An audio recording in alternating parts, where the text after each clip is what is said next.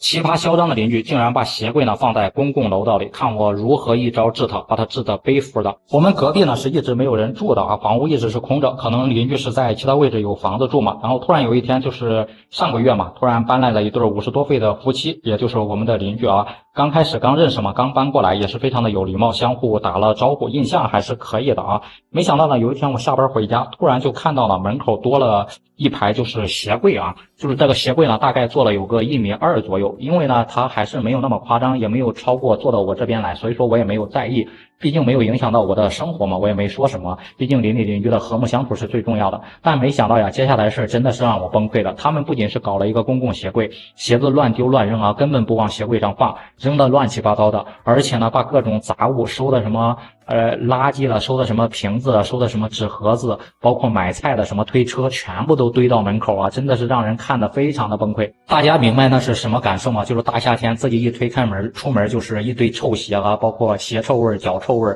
还有堆的那种垃圾的阵阵的一个恶臭味，真的是让人实在忍受不了了。没办法呢，我就敲了敲邻居的门啊。开门的呢是邻居的阿姨啊，我就说阿姨啊，就是大夏天的这个楼道是公共楼道，然后还是消防楼道，你堆这么多杂物非常不安全的，而且夏天呢，包括鞋子的什么味道特别的难闻，你能不能收拾一下？这时候呢，我就感觉阿姨的脸色有点挂不住了啊，不像平常那么有礼貌，就是敷衍着说好了知道了，我这不是家里没地方放嘛，就暂时在这儿放一下，我过几天就收拾。但是万万让我没想到的是，过了几天之后呢，不仅呢邻居没有收拾，反而堆的杂物越来越多，鞋子越来越多，就是家里面我感觉他们冬天穿的鞋子也全部都堆了出来，我不知道是不是就是我上次得罪他了，故意报复我还是怎么回事。我又实在忍不住啊，真的是忍无可忍了，我就又敲门，这一次敲门声音明显是大了一点，不像上次那么有礼貌。一开门呢，我就质问阿姨，阿姨呀，你怎么没有收拾，反而东西越堆越多呀？你这样非常不好吧？这个时候呢，阿姨终于就是暴露了他的嘴脸啊，直接就怼我，怎么了？这是公共区域，我堆到这里怎么了？这是公摊面积，也有我自己出钱买的，跟你有什么关系？碍着你走道了还是怎么的？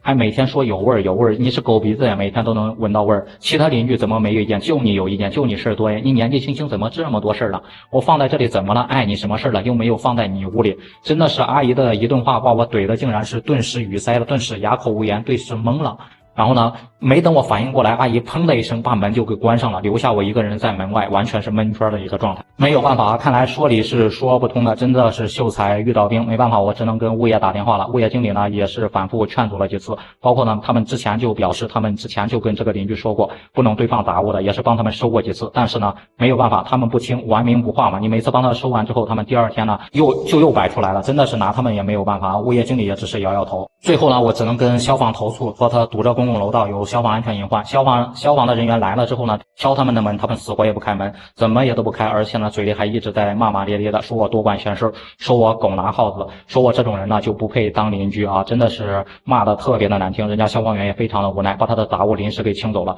清走之后呢，没想到他们第二天依然如旧啊，该怎么摆怎么摆，该怎么报复你怎么报复你，该怎么堆怎么堆。我真的是遇到这种邻居，真的是几天晚上都睡不着觉。我呢就躺在床上啊，反反复复苦思冥想，终于呢心生一计，于是呢我就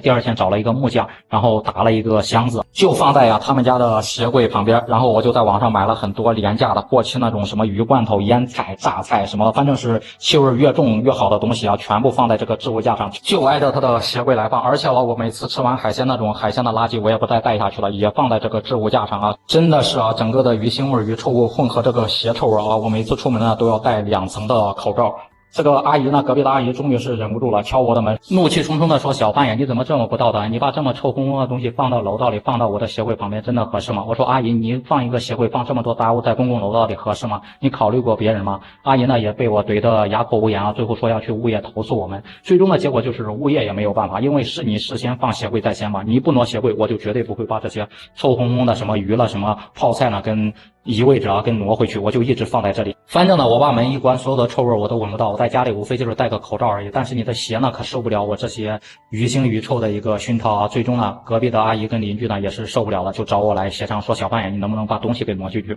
我们呢之前的确是做的不对，我们也把我们的鞋柜呢所有东西都清理干净。我说那你先清，等你清理干净之后，我自然会弄的。邻居的阿姨呢就骂骂咧咧的要隔壁的大哥呢把所有东西都清干净了，整个楼道里面瞬间变得非常的清爽跟干净啊，我整个人也非常的舒畅了。不知道大家在生活中有没有遇到这种奇葩的邻居？大家觉得我做的对吗？